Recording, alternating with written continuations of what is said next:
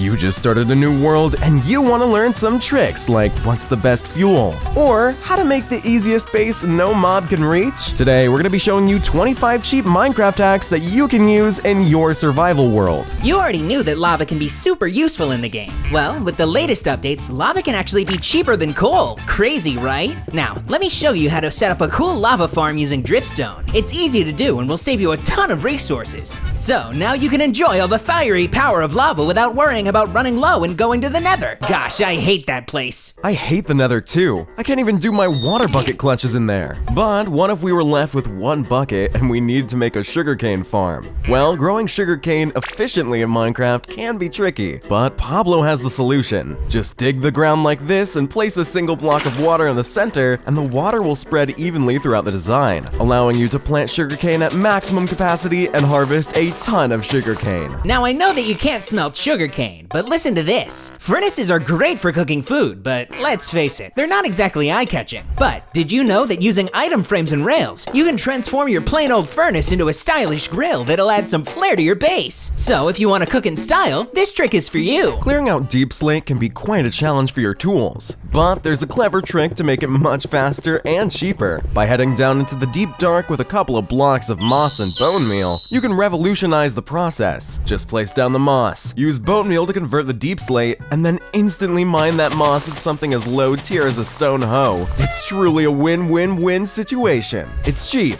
it's easy, and it's even faster than using a regular efficiency 5 netherite pickaxe. Considering there's literally no other way to instant mine deep slate in the regular game, this solution is a no-brainer. Another no-brainer is watching our videos. So if you've watched our video about 33 Minecraft things you didn't know, you know how to build this working globe. But what if we make it easier to build and achieve a similar effect? Surround a cartography table with dark oak wood for an elegant touch that enhances any home's ambiance. But what if we want to use the cartography table for something else? By placing a cartography table atop another table, it not only adds a unique touch, but also transforms it into a visually appealing centerpiece. This simple tweak offers a quick and effortless way to enhance both the aesthetics and practicality of your indoor areas. Now this looks great! No more plain item frame tables! Now remember how we used lava to save on coal? With this trick, we'll save all that coal we would use to make torches. I agree that we need to place torches around our base to keep the zombies from spawning, but they do look kinda ugly. Thankfully, after the 1.18 update, there's a better way to spawn-proof your base using just a few pieces of glow lichen. Instead of passing them by in caves, you can use them to mob-proof your base, keeping it safe and pretty at the same time. Take that, you ugly torch!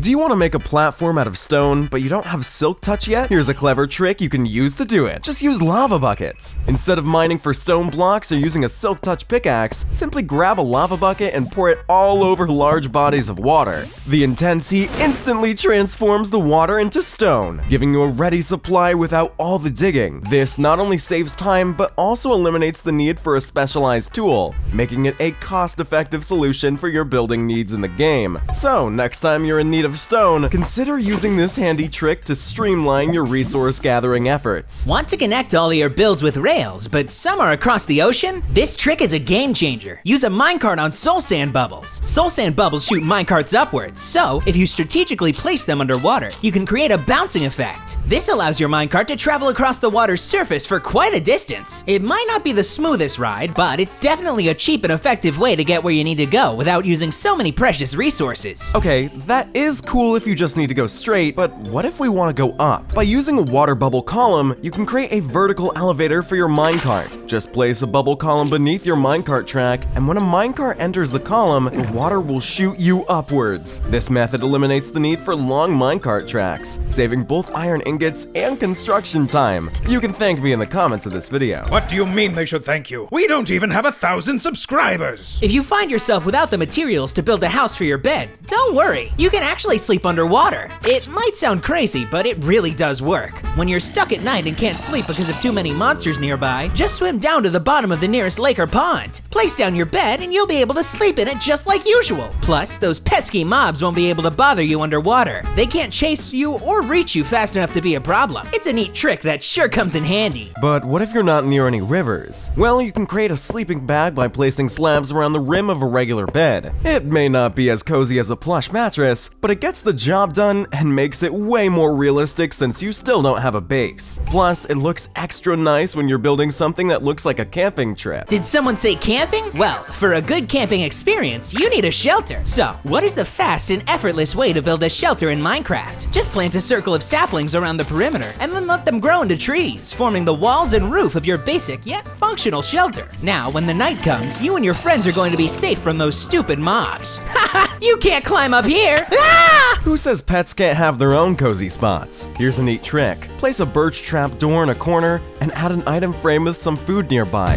Voila! You've created a perfectly sized bed for your cat or a dog. I don't discriminate. It's a simple way to make your furry friends feel right at home. And if you want to have a chicken as a pet, well, you're weird, but here it is anyway. Just place a water block and a slab on top of it, making it a place for this yellow coral. But before placing the coral, place this item frame or a glowing one, whichever you prefer, and put an egg on top of it. The egg will simulate the eggs chickens drop in the chicken coop. And place the coral just like so, and here you go, your own chicken spot. Keeping your crops hydrated while maintaining a visually appealing farm setup can be a bit of a challenge. However, there's still a clever solution that lets you have the best of both worlds. By utilizing Waterlog dark oak slabs, you can hide the water source while still ensuring your crops get the essential moisture they need. It's a functional and aesthetically pleasing way to keep your farm looking tidy and productive in Minecraft. Okay, but what if the next problem for our little farm is zombies jumping on top of it? Now, keeping unwanted mobs away is essential, and typically this involves building fences, walls, or adding lighting. But here's a cost-effective alternative that might surprise you. Simply place a zombie inside a boat. Because the game recognizes the boat is occupied, the mob won't despawn, effectively preventing new mobs from spawning in that area. Just don't forget to put a roof over their head or the next morning you'll be stuck with a field full of boats. At that point, just blow them up.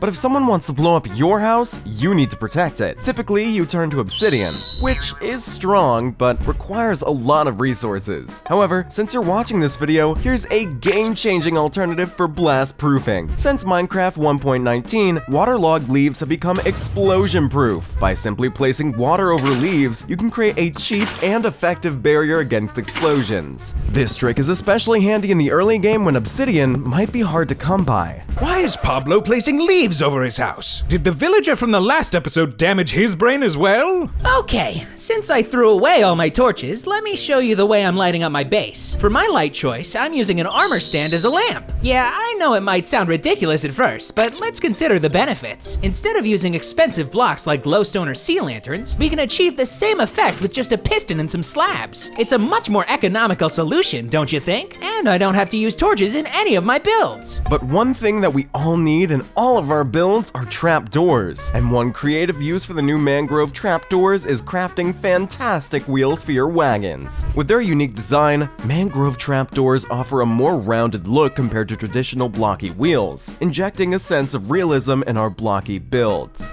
Feeling a bit squeezed for space in your Minecraft base? Did you consider swapping out regular blocks for trapdoors in your walls? You see, trapdoors occupy much less space, enabling you to maximize the interior volume of your base without compromising security. You know, it's quite cozy when you get used to it. But what if we were to use trapdoors as a weapon? Next time you go to the deep dark and encounter the warden, just strategically place 8 trapdoors in a specific formation. This will lure the warden inside, but don't forget to flip the trapdoors upwards. Once it's trapped, warden's pathfinding won't allow it to escape, effectively trapping it. This gives you the opportunity to defeat it safely or simply avoid it altogether. I always like the easy way around. If you want an easy way to get around ravagers, listen to this fact. While many players rely on strong weapons and armor, we want a trick to outsmart this colossal beast without spending too much. All you have to do is to strategically dig a shallow hole, and once you can position yourself where the ravager can't reach you, you can have your way with the ravager. Wait, I didn't mean it like that. Oh, now I don't know who the real animal is here. Now let me help you style your beacon. Usually you would place colored glass blocks to customize the color of the beacon beam. However, here's a trick to achieve the same result more economically. Instead of using full blocks, you can use stained glass panes. With just 6 glass blocks, you can craft 16 panes, effectively tripling your color options. And what's more is that stained glass panes can be hidden within the beacon beam itself, giving a cleaner aesthetic compared to bulky stained glass blocks. From now on, I'm only gonna use glass panes in my builds. But to create a beacon, you need the Nether Star, and getting it isn't what I would consider easy. So, let's make a way to easily kill the Wither. With just 8 dripstones and a trapdoor, you can set up a deadly trap. To do it, you just need to make the wither in a confined space above a pool of lava, and the dripstones will continuously inflict damage on it. Eventually, the wither will be brought down without the need for extensive preparation or powerful weapons. Just be sure to place a hopper below it so that the star doesn't get smelted. And did you know that if you press that subscribe button, you enter the special group of people who have 300 IQ?